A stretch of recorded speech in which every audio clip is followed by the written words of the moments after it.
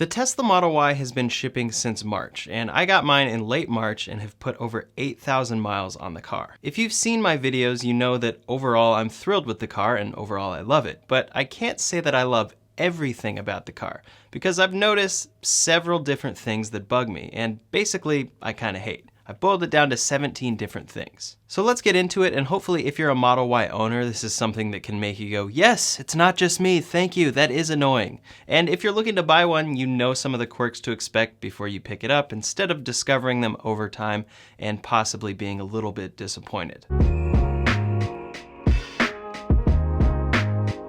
I'm going to start out with some smaller things first, and then we'll get to the things that truly bug me. But number one is visibility. Believe it or not, with this car covered with so much glass, it still manages to have pretty rough visibility. Also, the side mirrors seem to be pretty shallow. When you compare it to a Model 3, they're definitely thinner and taller, resulting in less side-to-side visibility. When I compare the visibility of my wife's Kia Forte, that car has better visibility. Now, of course, there's the Autopilot system helping out so I don't hit anything, and I can bring up the rear and side cameras when parking or even driving, but I still feel like I have to really look around to truly trust my lane change is actually safe, unless I really just want to trust the Autopilot system. It's weird because there's so much glass on the car, but since it's so sloped in the back, you only really get this little sliver of visibility out the back. All right, number two is pretty small, but the glove box has no physical button. When I want to open it, I have to tap the screen twice. I personally feel it would be much improved to just have one button to open it at least, or have a physical button on the glove box to open it. Right now, if I go over to the passenger side to lean in and grab something from the glove box, I usually find myself just getting in the car and pressing the button, and then I grab what I need from the glove box. It's definitely small, like it's a really small thing, but it bugs me, and it's something that you don't have to deal with in any other car because no other car relies on the screen and two buttons on the screen to open the glove box. Number three is a pretty funny one, but there's an Easter egg where if you're driving and you press the drive stalk down 4 times, it enters Autopilot and Rainbow Road. It turns the road into a rainbow, and then it plays Don't Fear the Reaper, but it plays just about 1 minute of the clip from the SNL More Cowbell sketch. It's funny to do periodically or show people, but there have actually been a couple times where my hand got a little too excited trying to enter Autopilot, and we had to sit through the entire song, or at least that 1 minute clip of it. It doesn't let you stop the song or even turn down the volume, so you're stuck. If you're on a call and you accidentally hit the drive stalk 4 times,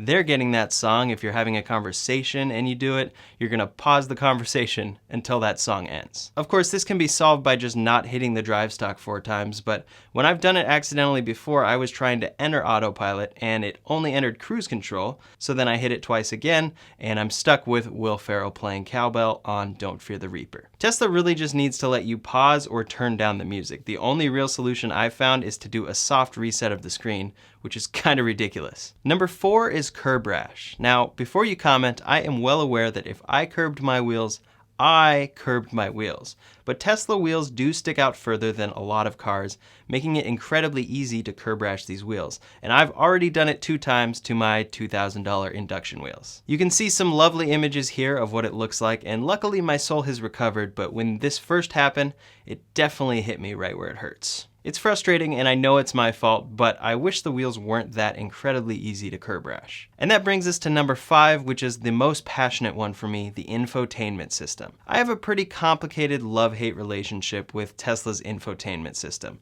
When I was about to get my Model Y, I knew Tesla had Spotify integrated, so I switched from Apple Music to Spotify because I knew I would be using it in the car a lot. I'm happy with the switch and I'm enjoying Spotify, but I wouldn't recommend switching for this purpose because it's a toss-up as to how well it actually works in the car. Sometimes Tesla's infotainment system is the best thing ever. I'm cruising along, I use a voice command to play a song or an album by a specific artist, it nails it and plays it within seconds. But sometimes it just listens to you and doesn't do anything, or it plays a completely random song that I can't see how it ever heard from my command.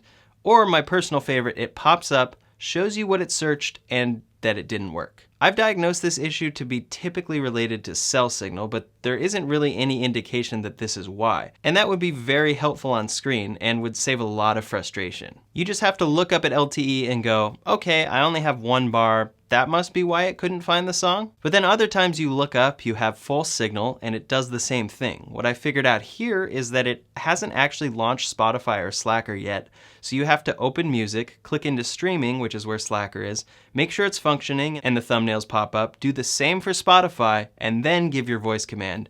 Usually this fixes it. So that's not a great setup, right? Am I crazy to expect it to work, or at least tell me why it isn't working? Leave a comment below and let me know what you think. But also, on top of this, when it does work, the search is a nightmare. Oftentimes I'll search for something with a voice command, it doesn't get it, and I forgive it because I usually have pretty specific musical tastes. So I open up search, try to type in what I want while driving, which is a challenge and not the safest maneuver, and it finds something in podcasts. I would really want the Spotify search integrated because it's an incredible search engine for finding the music you want, but instead it's a global Tesla search that searches Slacker, Spotify, and podcasts, and it's not great. I'm a musician and I listen to tons of music, so this one probably hits me harder than most, but usually I just end up finding the music I want on my phone. Luckily, Bluetooth integration with phones is pretty great. I never have connectivity issues there, and if I do, it's super easy and quick to repair a phone on screen, even while you're driving. Oh, but one last thing. If you're listening to a song or album from Spotify and then you switch to your phone audio, when you go back to Spotify, that album or song you were on is gone, with no trace. The app is essentially relaunched. And lastly, there's no AM radio. That doesn't bother me, but will definitely bother some people. FM is the only option in the Tesla Model Y. Real quick, if you're enjoying this video, make sure to subscribe to this channel for lots more videos about the Model Y and Tesla, and hit that thumbs up. And while we're talking about the infotainment system, let's talk about number 6, video streaming. Tesla has built-in Netflix, YouTube, Hulu, and Twitch in their entertainment section, along with a few games. These are in there for fun, but also for when you're at a supercharger, since it's longer than the typical gas stop. In my experience, the games work great, but Netflix, YouTube, and Hulu perform the worst of any device I use them on. My computer, phone, iPad, TV, everything runs way faster than these apps do in the Model Y. Once your show is selected, you're good to go, and as long as your connectivity is good, you can watch no problem. And it's pretty great that it's mounted right in front of you, but browsing is a pretty terrible experience. At this point, if I launch YouTube or Netflix, I'm just gonna watch something on the main screen because searching or scrolling around is really slow and just not really worth it. Again, it still works all right, but it's the slowest experience I ever have with any of these services. There was actually one time I saw Andy Sly post about mounting his phone to watch Netflix inside the car while he was charging, and I was confused because Netflix is built in. But now I get it. Number 7 is the overall design of the rear seats. When I saw that the Model Y had 3 independently folding rear seats, I got really excited since that opens up a lot of options for storage. For this purpose, it's great, although the first thing that bugs me is this crossbar when you put down the middle seat. I understand why it needs to be there from a design standpoint, but it kind of ruins that pass-through and cuts off a few inches. Also, if you had something lightweight or fragile, it seems like it could punch a nice hole in it with that bar. The other aspect of these seats that bugs me is that they rattle. I had this fixed at 2 different service appointments, and it got better, but ultimately I came to the conclusion that it's just the design of these seats. Because these seats are independent and need to release with the touch of a button, they have a small gap, but usually this causes the seats to rattle or buzz while driving because the seats are just rubbing up against each other. From what I've heard, this is common for this type of seats, but still, it's annoying. Number 8 is something that my wife complains about quite a bit, and that is that there are no handles above you inside the car. Typically, there is a handle above the door inside that you can grab during a fast turn or to help you get in or out of the car, but the Model Y doesn't have these. For passengers, the handle you have to grab is the door handle itself, and while it is pretty sturdy, there's just something missing about having that handle above you. And while I didn't notice it at first, as soon as I was a passenger in the car, I found myself reaching above me for that handle, and it's not there. I will say though, when I got this car, the trim was already kind of loose, so pulling on a handle doesn't sound like it would actually work out that well. I'm curious if that's why they're not there, or if people just don't find it to be necessary. Number 9 is wind noise. We all know that Tesla's build quality and fit and finish aren't the best. I've talked about it plenty, but the main thing I've noticed with this is wind noise on the freeway. In the Model Y, I hear quite a bit of wind noise, definitely more than normal for a car. It's the kind of wind noise where you can hear that there's a gap it's getting into. For me, it's a little above me and a little to the left, so it's most likely getting into the glass roof and driver's side window a bit. It's not horrible, but it is worse than most cars I've driven, and it's a common issue. Brian from I1 Tesla complained about this same issue, even noting that his car has gotten worse after owning the car for a few months. Number 10 has to do with Autopilot. I love Autopilot and I use it all the time, but it's definitely not perfect. I have a couple videos demonstrating some extreme circumstances and how Autopilot performs, which you can check out up here or in the description below. But the main thing that bugs me about Autopilot is that it rides the outside of the lane when taking a turn. The 210 freeway near me has quite a few sharp turns and lengthy turns, and if there's a car next to me, Autopilot gets uncomfortably close to them. I'm not sure what the purpose of this is, because it knows that it's riding the outside of the lane, but still it keeps going and stays pretty darn close to that car next to me. I'm still pretty confident that Autopilot wouldn't get in an accident, but in the moment I end up taking over a lot because it's just not worth the risk. Also, just a quick aside, Autopilot or full self-driving will kind of tend to hang out in people's blind spots if you're going the same speed as the other car. This gets annoying because that's something you're not supposed to do and something that isn't safe, so I end up just disengaging and getting out of the blind spot and then re-engaging. All right, number 11 is the AC system and how it smells. Sometimes when I turn the air on, it just smells terrible. It smells like mildew, and it's like, why does my new car have this smell? Apparently this is a widespread issue for the Model Y and the Model 3, and sometimes it takes more than just replacing the filters. With all the fires going on here in California, as well as the smell that I was getting from the air, I did just install the Tesla Ratti HEPA filters into my Model Y, which I definitely recommend, and you can check those out linked in the description below.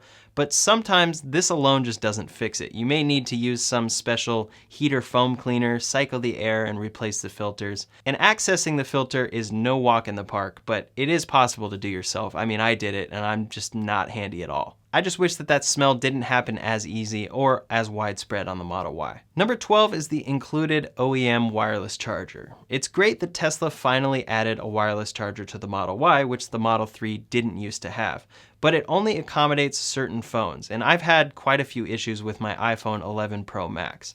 So I can only imagine that lots of people are having issues with the other gigantic iPad-sized Samsung phones we're seeing lately. If I charge my phone with the case on, it charges and then it just stops after about like 20 seconds, and I don't really know why, especially since it worked for around 20 seconds. If I take the case off, it works no problem, but who wants to constantly be taking the case off of their phone? I've checked with multiple cases and had the same issue with each, but I was able to solve this issue by installing the Jada spacer. This is a simple $15 piece of plastic specifically designed to lock in where the phone goes, and it helps the charger accommodate bigger phones. I also have replaced the charger itself with the Jada charger, and will be getting the Jada dock when it comes out soon, and you can check those out also in the description below. But moving on to number 13, which is in the same area, and that's the front console. It's something I mentioned in my accessories video, but I hate the fact that it's glossy, it glares, and it's just a fingerprint magnet. Tesla should really just make this matte black and it would solve a lot. I really don't know why they haven't done that yet, because almost every owner immediately wraps that thing when they get the car. Number 14 is the Sentry mode viewer. Tesla recently added a viewer so you can view your Sentry clips on screen. When you get into the car and see a Sentry mode event, you hit that button and it goes right to the video, and it even puts a little red dot where the event occurred. It's super handy, except that the app kinda sucks. When you scrub to near the event, it'll just jump back way before you scrub to sometimes, or it'll just start from the beginning or move on to the next video. It's a really cool feature, but I kinda wish they would've just waited a few months to make it better and then release it. And I've troubleshooted this with a flash drive, a fast card reader, a solid state drive, and all of them seem to have the same issue, so it's definitely the app. It feels a lot like Netflix and YouTube. Glad it's there, but I'm not super excited to use it. Moving on to number 15, opening the Model Y's trunk. Now, the Model Y starts at $49,990, and most cars in that price range have some sort of kick sensor for the trunk, and the Model Y does not. Now, you could spend $150 and get the key fob accessory, but with what's included in the car itself, if you want to walk up to the car while the trunk is opening, you have to do so with the app on your phone. So currently at the grocery store, that typically means holding bags in one hand, pulling out your phone, unlocking your phone because you'll probably have a mask on and you now have to do it by hand. You have to open the Tesla app and then click the trunk open button. At that point, you might as well have just opened it with the button on the trunk itself, and that's what I find myself doing most of the time. And then every once in a while, you get number 16, which is an issue with the Bluetooth key function. Usually the Bluetooth phone as key feature works great, but every once in a while it doesn't, which is just very frustrating when you're walking up to the car with groceries, balancing them to hit the button on the trunk, and then realized it's locked and you have to pull out your phone anyway to unlock the car. Definitely frustrated, doesn't happen all the time, but those times when it doesn't happen, it's really frustrating. And that brings me to the final thing I hate about my Model Y. I feel like I'm always fixing rattles. The first thing people will point out is that the Model Y is quieter than most cars. So you'll notice more, and that's definitely true. But at this point, I've fixed or have gotten fixed so many rattles that I've lost count. The rear seats still rattle, the headrests in the rear rattle or squeak. If the seat belts in the rear aren't perfectly placed, they rattle. The seatbelt adjusters in the front rattle sometimes, and lately my brake has been rattling, which is something I just never anticipated happening. So it just adds up to be a lot, and it feels like every week or so I'm like, oh, okay, what's the rattle this week? Let's see if I can fix it. But that is all of them, 17 things I hate about my Model Y. As I mentioned in the beginning, I overall love this car and would definitely buy it again, but I don't love everything, as you can clearly see from this video. I hope this was helpful for those of you looking to get a Model Y and current owners could possibly have someone to empathize with. In the meantime, make sure to subscribe to this channel for lots more videos like this about the Model Y and Tesla. Make sure to like this video if you appreciated it. You can also follow me on Instagram and Twitter @RyanShawTech. Thanks so much for watching, and I'll see you on the next one.